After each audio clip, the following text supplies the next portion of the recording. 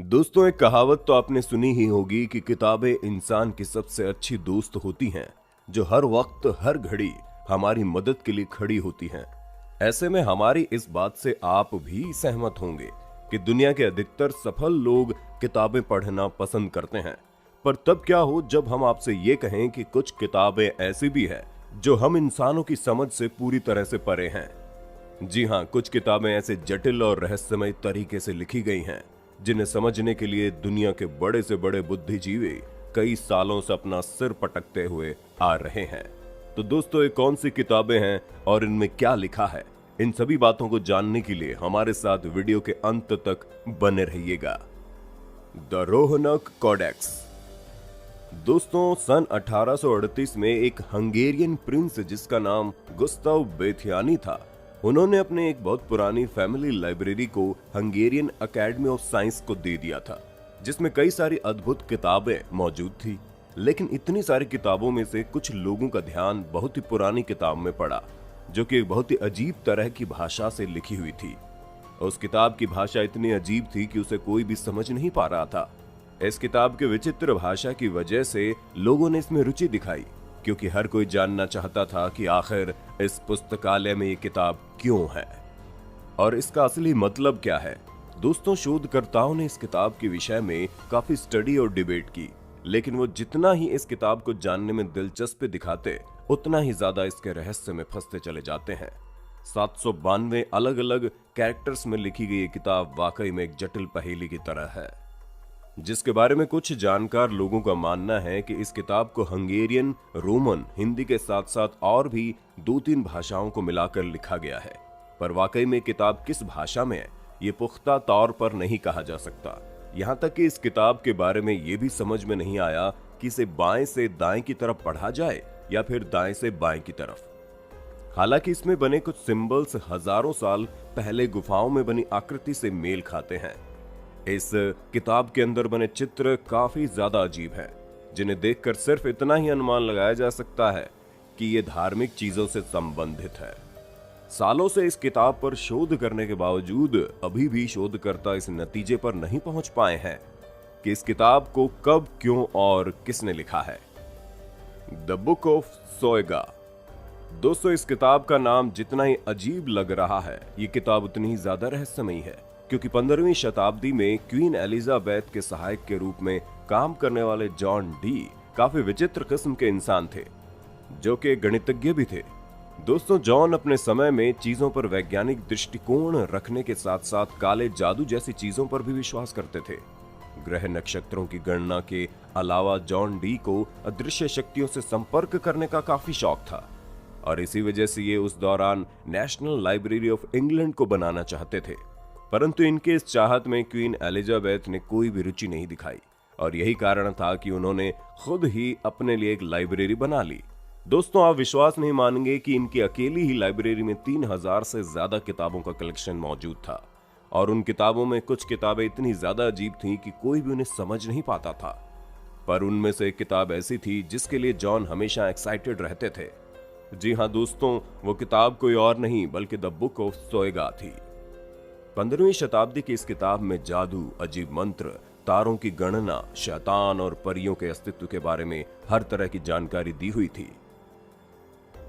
इस किताब में लिखी हुई भाषा भी काफी ज्यादा अनोखी थी, जिसे एक अलग तरीके से बनाया गया था। जिनमें से कुछ शब्दों को उल्टा लिखा गया था, तो कुछ को इतने जटिल तरीके से लिखा गया था कि उन्हें समझना काफी मुश्किल था। पर फिर भी अगर जोर देकर पढ़ा जाए तो इस किताब को समझा जा सकता है। लेकिन उन 36 पन्नों को छोड़कर, जिनमें एक अजीब तरह की टेबल बनी हुई है, जिसे लगभग हजारों लैटिन अक्षरों को एकत्र करके बनाया गया है। इस टेबल में लिखे अक्षर पूरी तरह से अस्त व्यस्त हैं। जॉन डी का मानना था कि ये टेबल ही इस किताब को समझने की चाबी है, क्योंकि ये वो कोड वर्ड है जिनके जरिए सुपरनैचुरल पावर से संपर्क किया जा सकता है, खास करके यूरियल से। यूरियल एक आर्क एंजल्स है, जो कि ईसाई धर्म की मान्यताओं में आते हैं। यहाँ तक कि कहा यह भी जाता है कि जो शख्स इस किताब में लिखी बातों और लैंग्वेज को समझ लेगा, वो 2 से 3 साल के अंदर ही मर जाएगा। हालांकि जॉन डी की ये किताब खो गई थी और पूरे 500 सालों तक इस किताब का कोई अता पता नहीं था। पर दोबारा 1994 में इस किताब को ब्रिटिश लाइब्रेरी में देखा गया। ये वही लाइब्रेरी थी जिसे जॉन डी बनाना चाहते थे। और फिर इस किताब पर काफी शोध हुए, जिसके बाद कई सारे क्रिप्टोलॉजिस्ट ने किताब के कोड को तोड़ने की कोशिश की, पर 2006 में जिम रीव्स ने इन कोड्स को ब्रेक करने का दावा किया और ये अभी तक जिंदा है। पर फिर भी हम आपको इस किताब को पढ़ने की सलाह बिल्कुल भी नहीं देंगे। The Voynich manuscript. दोस्तों, इतिहास में जितनी स्टडी इस किताब पर की गई है उतनी शायद ही किसी किताब पर की गई हो, क्योंकि इस किताब को 15वीं शताब्दी में जानवरों की खाल से बने पन्नों पर लिखा गया था। इस किताब को समझने की कोशिश 1655 में शुरू हुई और 1912 में इसे प्रकाशित किया गया।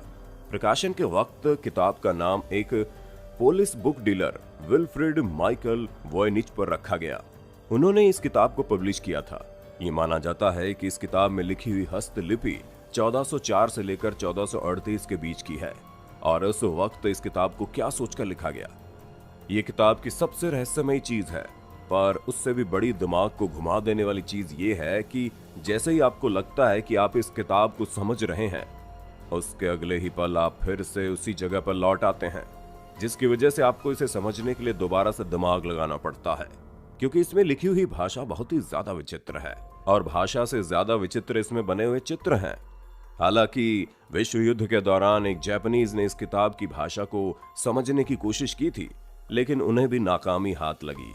विशेषज्ञों का मानना है कि जिस किसी ने भी इस किताब को लिखा है उसने बहुत ही सफाई से इसे लिखा है, और ऐसा हो सकता है कि ये किसी तरह की लैंग्वेज हो। इन्हीं सब कारणों की वजह से ये किताब अभी तक लोगों की जिज्ञासा का विषय बनी हुई है। The Codex Seraphinianus. दोस्तों, अभी हमने आपको जिन किताबों के बारे में बताया वो इसलिए रहस्यमयी थी क्योंकि अभी तक इन किताबों को लिखने वाले और उन किताबों में लिखी भाषा दोनों का ही पता नहीं चल पाया था। पर हमारी ये किताब, जिसका नाम द कॉडेक्स सेराफिनियस है, ये थोड़ी अलग है, क्योंकि इस किताब के बारे में हम जानते हैं कि इसे किसने लिखा है। अब आप बोलेंगे किताब के राइटर के बारे में पता होते हुए भी ये किताब कैसे रहस्यमयी हो सकती है? तो दोस्तों, इस किताब को एक ऐसी भाषा में लिखा गया है जिसका कोई अस्तित्व ही नहीं है, जहां ये किताब अजीबोगरीब जानवरों और पेड़ पौधों के चित्रों से भरी पड़ी है, जिन्हें देखकर आपको समझ ही नहीं आएगा कि ये कैसे जीव हैं।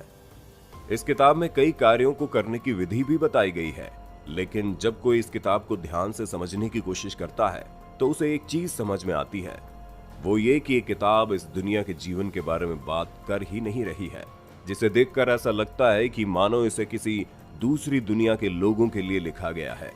हालांकि हमारी दुनिया के लोगों से विचित्र होने के बावजूद इस किताब में हमारे तौर तरीके देखने को मिलेंगे। दोस्तों, इस किताब को ल्यूगी सेराफिनी ने लिखा था, जो एक इटालियन कलाकार थे। जहां इनकी इस किताब को देखकर ऐसा लगता है कि उन्होंने किताब को पढ़ने वाले रीडर्स के लिए एक अलग ही दुनिया का निर्माण किया था, जो एक ऐसी काल्पनिक दुनिया थी जो हम इंसानों की दुनिया से बिल्कुल विचित्र थी। और उनके इस विचित्र किताब ने इन्हें काफी फेमस भी बना दिया था, क्योंकि इस किताब को लिखने में लेखक ने एक अलग तरह की कल्पना शक्ति का प्रयोग किया है।